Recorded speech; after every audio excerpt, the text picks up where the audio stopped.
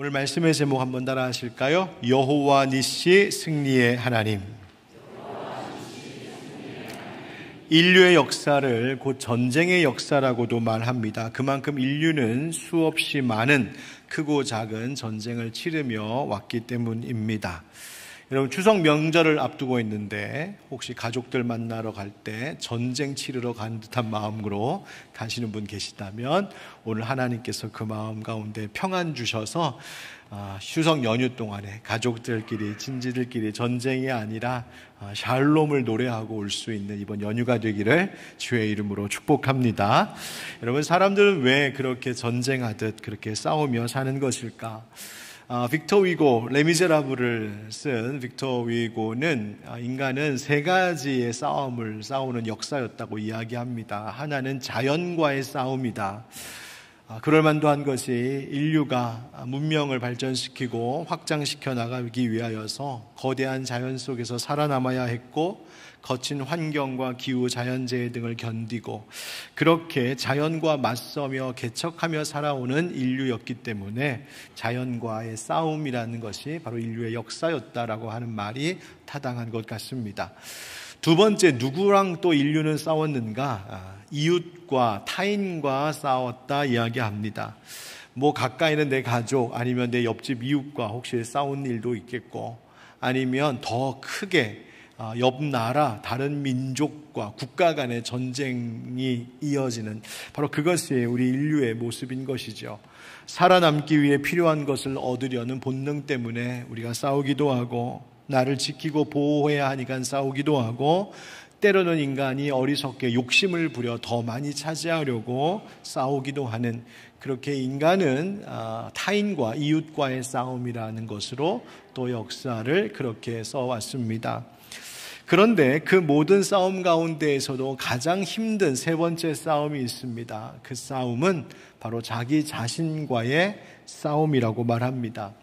여러분, 레미제라블의 주인공 장발장이 19년 동안의 감옥 생활을 마치고 힘들게 옥에서 나왔는데, 그는 그날로 성당의 은초대에 마음이 흔들려 그것을 훔쳐가려고 품에 집어넣기도 하지요.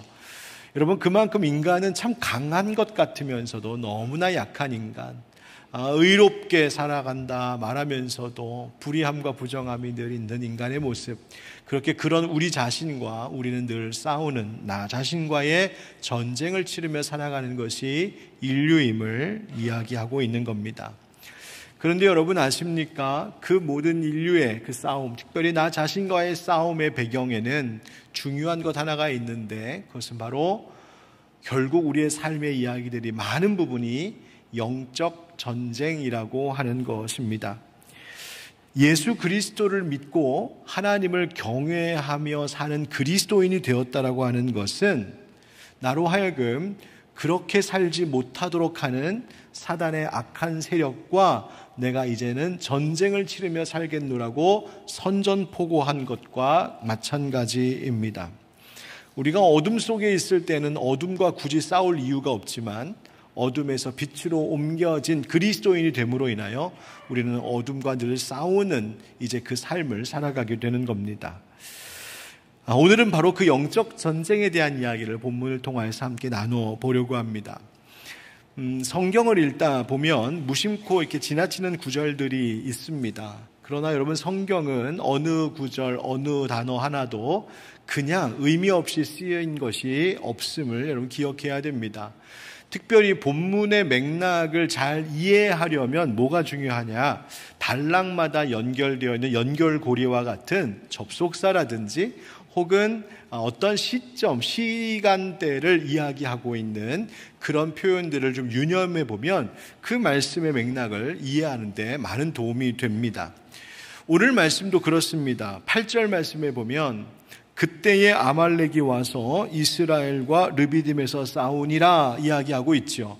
이스라엘과 르비딤 사이에 전쟁이 벌어졌는데 성경은 굳이 그 문장 앞에 그때에 라고 하는 말을 넣고 있습니다. 그때가 언제인가? 바로 이스라엘 백성들이 르비딤에서 물이 없다고 원망하며 하나님을 시험했던 일, 그러나 하나님께서 모세를 통하여서 반석을 치게 하심으로 그 물이 터져 나오는 놀라운 은혜를 경험했던 바로 그 무리바 사건, 바로 이것을 겪었던 그때에, 바로 그 마침 그때에 르비딤에서 아말렉과 이스라엘이 전쟁을 벌이게 되었다라고 하는 겁니다. 즉, 이 두 사건이 결코 무관하지 않다는 것을 이야기하는 겁니다. 여러분, 이게 무슨 의미일까요? 르비딤에서 이스라엘 백성들은 하나님의 능력으로 이 반석에서 터져 나오는 물을 마시게 되었습니다. 신약 성경이 그것을 우리에게 해석합니다. 뭐라고 말해주냐면 터진 그 모세가 지팡이로 내리친 그 반석, 바로 그 반석이 예수 그리스도시오. 그 반석이 터지고 깨짐과 같이 예수 그리스도께서 찢기심으로, 십자가에서 죽으심으로 우리가 살 수 있는 생명수를 내어주셨으니 그 생명수가 바로 성령 하나님이시라고, 그 성령을 받은 자에게는 영원히 목마르지 않는 은혜가 있노라고 성령은 바로 이 이야기를 바로 그와 같은 의미로 우리에게 해석하여 주고 있습니다. 여러분, 고대 사회는 물이 너무나 중요했죠. 더군다나 이 광야 한복판에서 물이 나는 수원을 찾는다는 것, 그것을 또한 차지한다는 것이 얼마나 귀한 일입니까? 아마도 이스라엘 백성들이 반석에서 물이 터져 나오는, 그래서 물을 마셨다라는 이 소식이 삽시간의 주변으로 퍼져나갔을 겁니다. 그러니 이 아말렉 사람들이 그거 가만히 두지 않는 거죠. 아마 그거 빼앗으려고 쳐들어왔던 모양인 것 같습니다. 더군다나 여러분, 아말렉이 누구입니까? 아말렉은 야곱의 형 에서의 후손입니다. 에서의 손주 이름이 아말렉입니다. 아말렉의 이름의 뜻은 전쟁을 좋아한다라는 뜻입니다. 그러니까 전쟁을 좋아하는 그 사람들이, 그 족속이 지금 이스라엘 백성들이 얻게 된 그 물, 이스라엘 백성들이 마시게 된 그 물을 아마도 차지하기 위하여 지금 쳐들어오는 모양이었습니다. 바로 그 얘기입니다. 그때에 이스라엘 백성들이 물을 마실 수 있게 되었을 때에 바로 전쟁이 일어났다, 그 얘기입니다. 여러분, 우리 그리스도인들도 마찬가지입니다. 우리가 어둠에 있을 때에는 어둠과 싸울 일이 별로 없습니다. 어차피 한편이니까. 그러나 우리가 빛 가운데로 나아가 살아갈 때에 내가 은혜 받고 하나님 원하시는 그 삶을 살고자 할 때에 사단은 우리를 공격해 옵니다. 성령을 받는다는 것은, 여러분, 내가 성령을 받았다라고 하는 것이 나의 본래 가진 죄악된 본성이 완전히 삭제되는 것을 이야기하지 않습니다. 성령을 받아도 우리는 우리 안에 내가 본래 가지고 있었던 죄악의 본성을 여전히 가지고 있다는 사실을 아마 저와 여러분들은 경험적으로 다 알고 있을 겁니다. 그럼 내가 그렇지. 그러면 무엇이 예수 믿음으로, 무엇이 성령 받음으로 달라졌을까? 이제는 내가 그 성령의 힘을 얻어서 내 안에 죄악된 본성과 싸워 이기며 살아가는 그 힘, 그 가능성이 우리 가운데 시작되었다는 말입니다. 예전에는 죄가 죄인지도 몰랐고 죄와 싸울 생각도 없었고 죄와 맞서 싸워봤자 이길 수도 없었던 우리들, 그런데 이제는 내 안에 계신 성령으로 말미암아 죄가 죄인 줄 알고 죄 앞에서 내가 싸우며 저항해야 된다는 사실을 알고, 그러나 내 힘으로는 할 수 없으니 성령님께 내 삶을 맡겨 나의 죄된 본성이 나를 이끌어가는 것이 아니라 내 안에 계신 성령님이 나를 이끌어 가시도록 나를 맡기며 살아가는 것, 그분이 싸워 이기게 하시는 것, 바로 그것이 그리스도인의 삶인 줄 믿습니다. 그래서 갈라디아서 5장 17절에도 사도 바울이 이렇게 말합니다.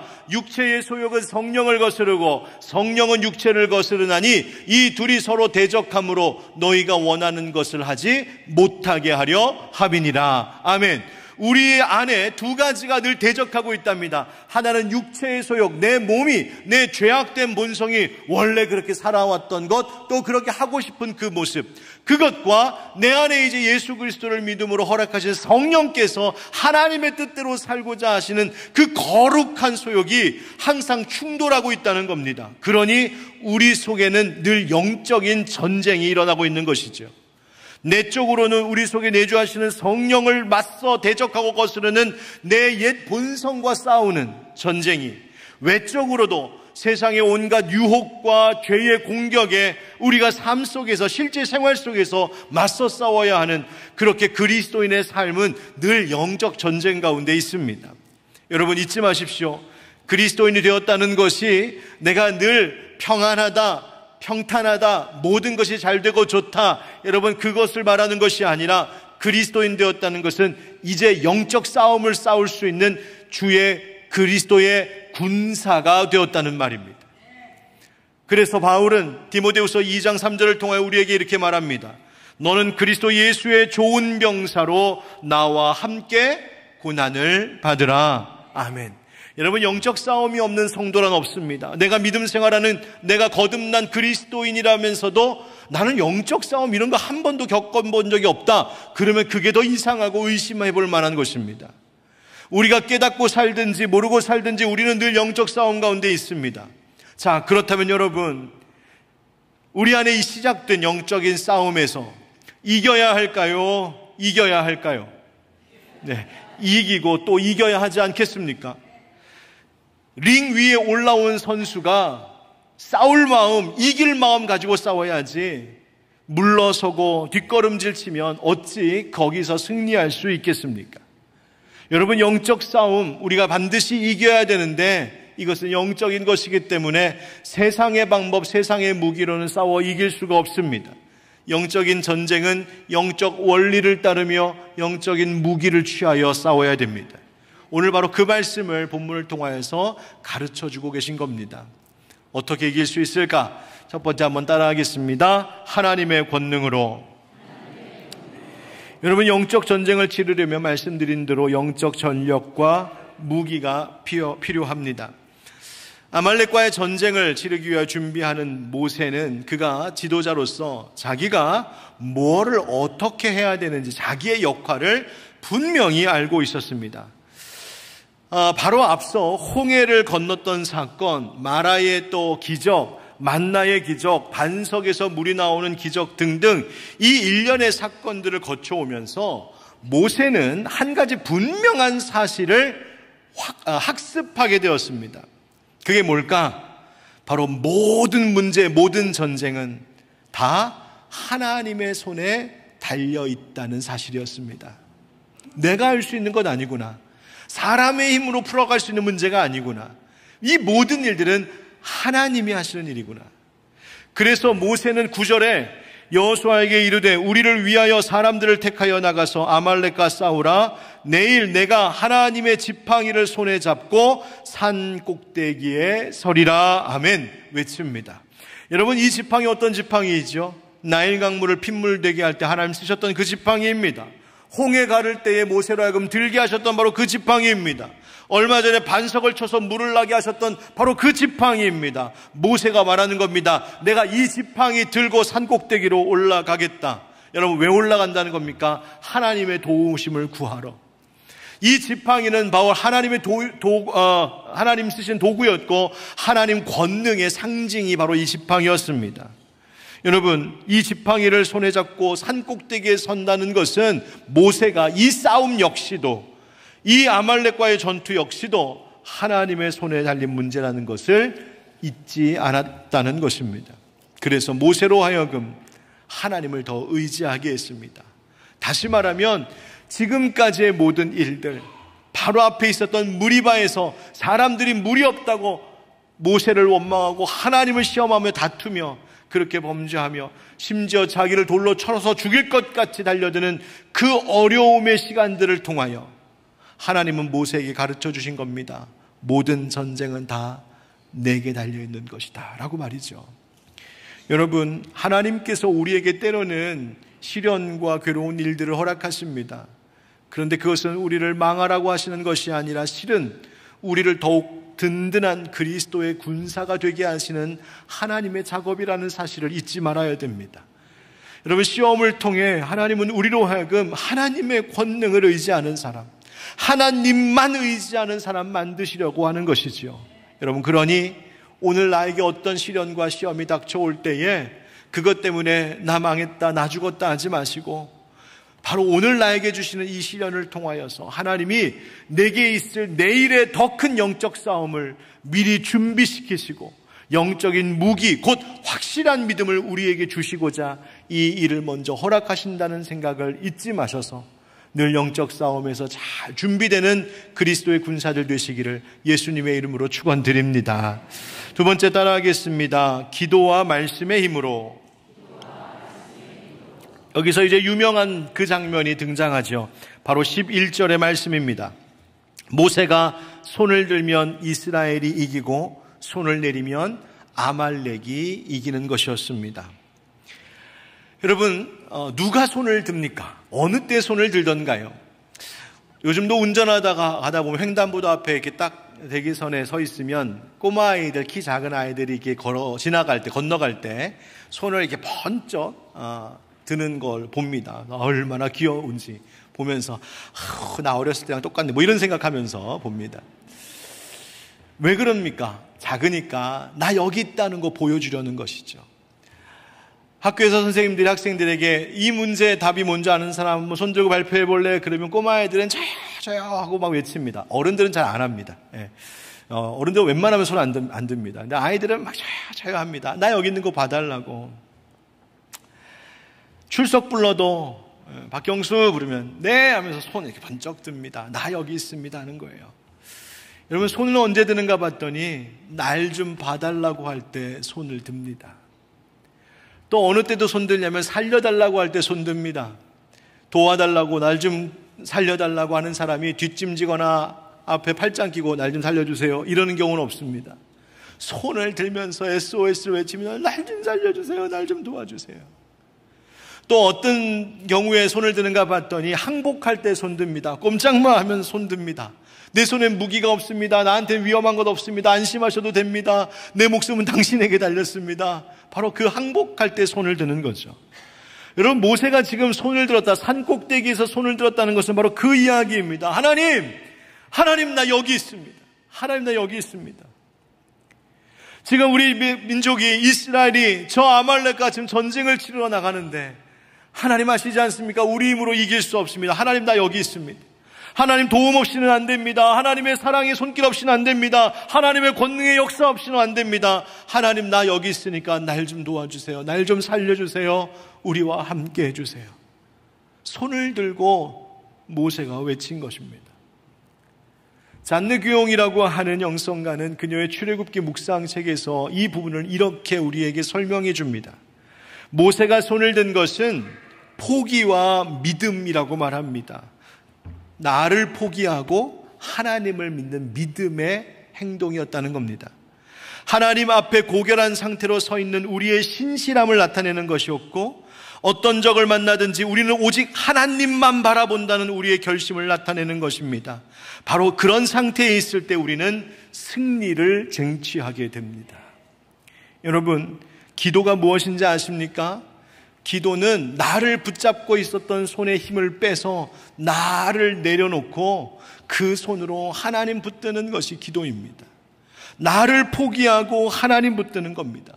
모세는 자신의 힘과 계획, 이스라엘 백성들 군사력 거기에 의지한 것이 아니라 자기의 모든 것들을 철저히 부인했고, 대신 반석에서 물을 내신 그 하나님이 보이셨던 그 놀라운 기적의 증거물, 바로 그 지팡이를 손에 꼭 잡고, 하나님, 이 지팡이를 통하여 역사하신 하나님께서 지금 이 아말렉과의 전쟁 가운데도 함께 하실 줄 믿습니다. 하나님, 우리 여기 있습니다. 하나님 살려주십시오. 하나님 도와주십시오.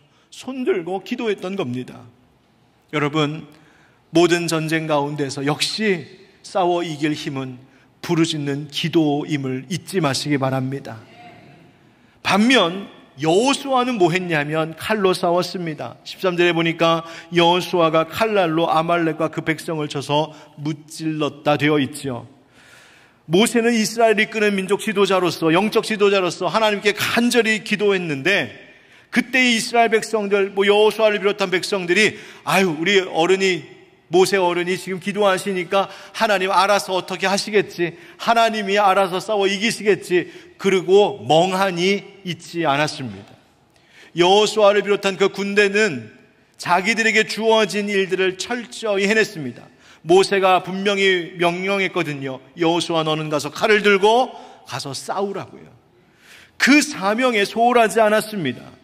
나가서 실제로 싸웠습니다. 여러분, 우리의 신앙생활은 맹목적인 것이거나 비성적인 것이 아닙니다. 기독교는 기도를 굉장히 중요하게 여기는 종교여서 기도교라고 불러도 과언이 아닐 정도로 그렇게 우리는 기도를 중요하게 여기는데, 그러나 여러분, 자기의 일상을 다 내팽개쳐 버리고 자기가 해야 할 일은 하지 않고 그냥 하나님께 기도하면 되겠지라는 식으로 결코 기도를 가르치지 않습니다.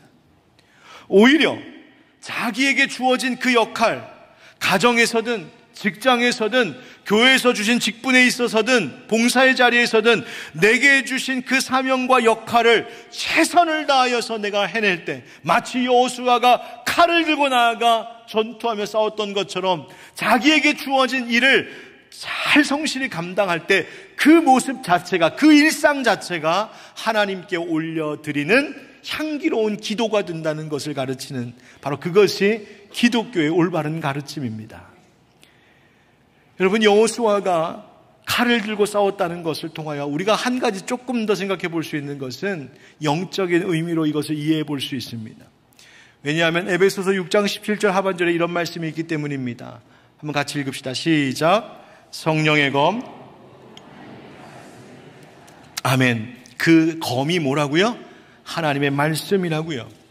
예수님께서 마귀의 유혹을 말씀으로 싸워 물리치셨듯이 우리는 말씀을 무기 삼아 싸우는 자들입니다. 그래서 말씀 생활 정말 중요합니다. 가을이 왔습니다. 가을은 무슨 계절인가요? 다 생각이 다르시네요, 보니까. 예. 여러분, 가을 하면은 여러 가지가 있죠. 우리가 보통 독서의 계절 그러지 않습니까? 뭔가 읽기에 참 좋은.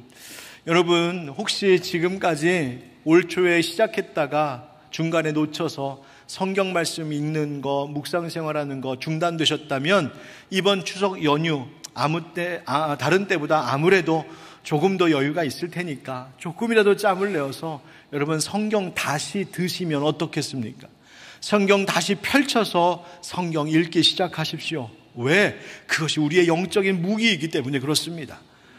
제가 요즘에 개인별로 또 목장별로 신방을 계속 이어하고 있는데 이야기 나누다 보면 우리 교회 성도님들이 참 말씀 붙들고 살려고 애 많이 쓰시는구나 느껴지는 일들이 많아서 정말 감사한 마음이 있습니다. 교회 잘 안 나오시는 남편을 위하여서 늘 기도하면서 어떻게 하면 내 남편이 교회 열심히 나올까 기도하셨던 분이 계신데, 지난 우리 생명 1010 전도 축제를 통하여서 초대돼서 왔다가 그 다음부터 교회 열심히 또 어쨌든 빠뜨리지 않고 나오기 시작하고 1:1 제자 훈련도 받고 그 이후로 큐티 말씀 묵상하는 건 매일 다른 것 못해도 이건 해야 된다고 하면서 하고 있는 남편이 되었다고 기뻐하고 감사하는 고백을 들으며 저도 함께 기쁘고 감사했습니다. 목장에는 이런 목장들이 있더군요. 목자를 중심으로 해서 올해 우리 꼭 성경 한 번은 다 읽자, 완독하자.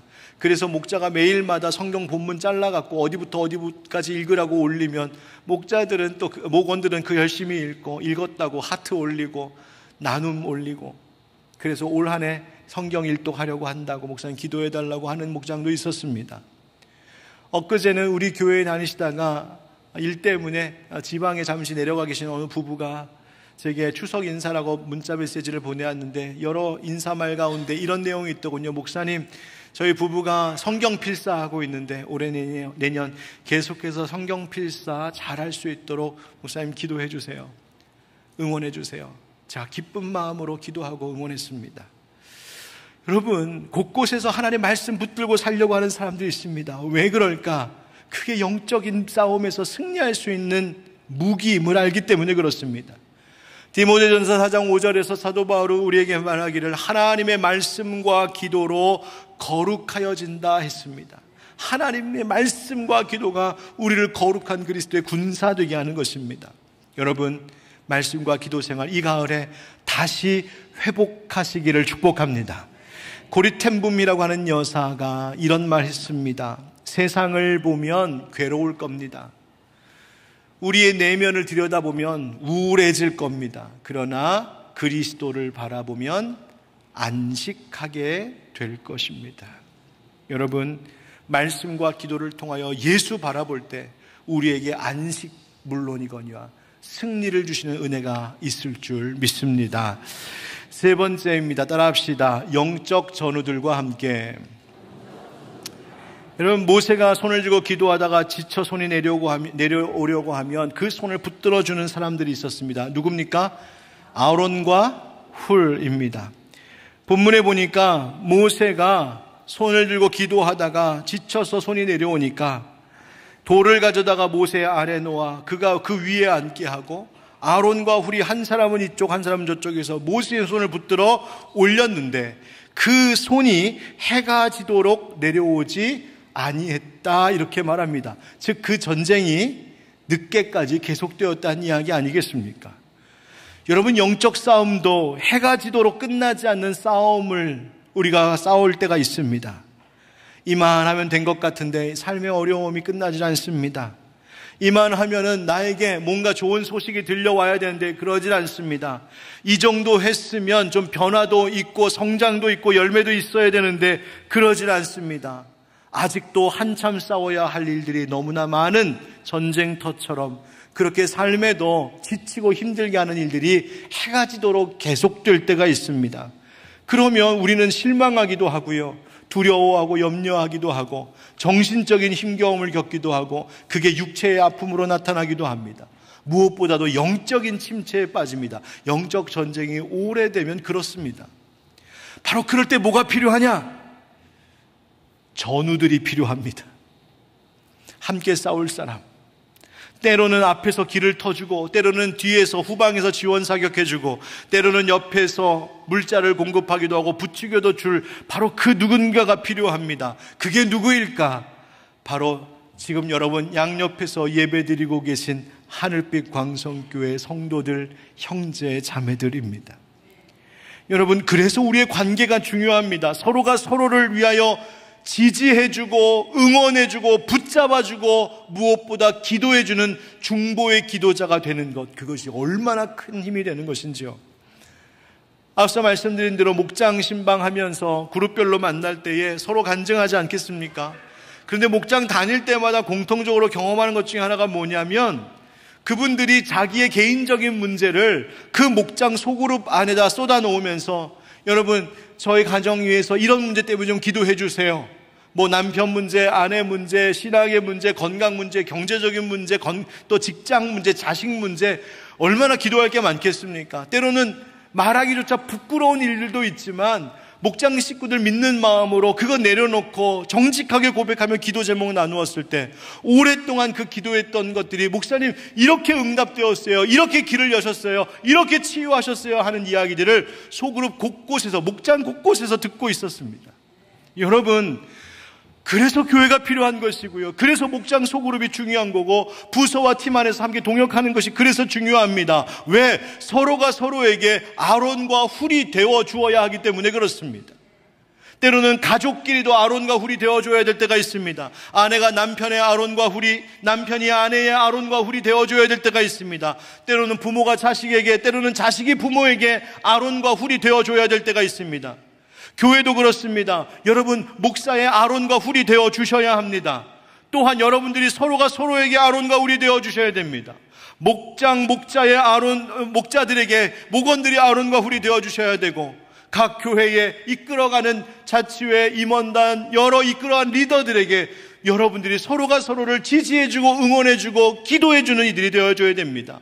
바로 그런 영적 전우들이 내 삶 가운데 함께 할 때에, 또 나도 누군가와 그렇게 함께 할 때에 바로 거기에 하나님이 힘주시고 하나님의 승리를 경험하게 하시는 은혜 베풀어 주실 줄 믿습니다.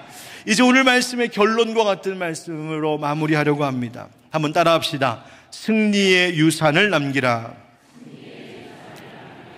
오늘 본문에 아주 중요한 이야기가 하나 있습니다. 이 이야기는 그래서 아말렉 전투에서 이스라엘이 이겼습니다, 그냥 그것으로 그렇게 끝나질 않습니다. 14절부터 16절의 말씀입니다. 여호와께서 모세에게 이르시되 이것을 책에 기록하여 기념하게 하고 여호수아의 귀에 외워 들리라. 내가 아말렉을 없이 하여 천하에서 기억도 못하게 하리라. 모세가 제단을 쌓고 그 이름을 여호와 니시라고 하고 이르되 여호와께서 맹세하기를 여호와가 아말렉과 더불어 대대로 싸우리라 하셨다 하였더라. 아멘. 하나님께서 이 아말렉 전투와 이 전투에서 어떻게 그들이 이겼는지를 책에 기록하고 기념하고 이것을 이스라엘 군대의 전투 지휘관이었던 여호수아에게 귀에 못이 박히도록 이 이야기를 들려주라는 것이었습니다. 우리 이렇게 해서 이겼어. 모세가 지팡이 들고 올라가서 기도해서 이긴 거고, 아론과 우리 옆에서 팔을 붙여주면서 손을 내리지 않아서 손을 들고 있으므로 하나님이 이기게 하신 거야. 이 싸움은 하나님이 이기게 하신 거야. 이것을 귀에 못이 박히도록 들리게 하라는 것이었습니다. 왜? 앞으로도 계속 전쟁을 해야 할 여호수아, 바로 그가 이기려면 바로 이 승리의 영적 원리를 알아야 했기 때문입니다. 모세는 또한 거기다가 제단을 쌓습니다. 그리고 그 이름을 여호와 니시라 하니 이 이름의 뜻은 여호와는 나의 깃발, 군대식으로 하면 여호와는 나의 군기라는 뜻입니다. 요즘은 그렇게 전쟁하지 않지만 여러분 옛날 전쟁, 영화나 드라마 같은 데 보면 막 깃발 들고 고지를 점령하기 위해서 탈환하기 위해서 막 올라가지 않습니까? 그러다가 그 깃발을 만약에 든 사람이 기수가 총에 맞아 쓰러지면 다음 쫓아오던 군인이 다시 그 길을 들어서 또 들고 올라갑니다. 그 길을 빼앗기거나 기가 꺾이면 그거 지는 겁니다. 그 고지 꼭대기에 길을 꽂으면 승리하는 겁니다. 바로 그 길을 이야기하는 거예요. 여호와 니시, 여호와는 나의 깃발이십니다. 내가 여호와 하나님을 마치 깃발을 붙들듯이 붙들고 그 깃발을 의지하면 여호와 니시, 하나님이 나의 승리가 되신다라는 이야기입니다. 바로 이것을 기념하게 하고 외우게 하고 제단을 쌓아 이름을 남긴 것이죠. 왜? 이스라엘의 백성들이, 그 후손들이 이 영적 싸움의 원리, 승리의 원리를 기억하고 배우게 하기 위함이었습니다. 그렇다면 한 가지 분명한 사실을 깨닫게 됩니다. 여러분, 우리가 우리의 자손들에게 무엇을 물려주는 인생이 되어야 할까요? 재물을 물려주는 것 아닙니다.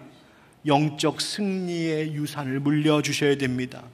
여러분들이 살아오면서 믿음으로 승리했던, 그래서 쌓았던 여러분들의 여호와 니시, 그 승리의 제단을 내 자녀들에게 물려줄 수 있어야 합니다.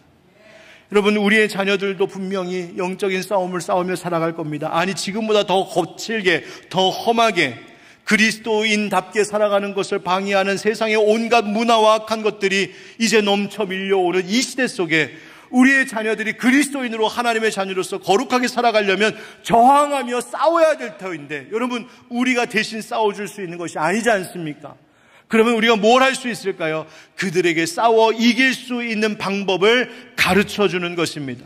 그러려면 우리가 먼저 예수 십자가 붙잡고 우리의 영적 전쟁에서 승리하는 전과를 쌓아 놓아야 합니다.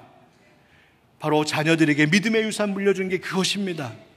어려서 부모의 신앙생활을 보며 자라는 것, 그것처럼 엄청난 영적 유산은 없습니다.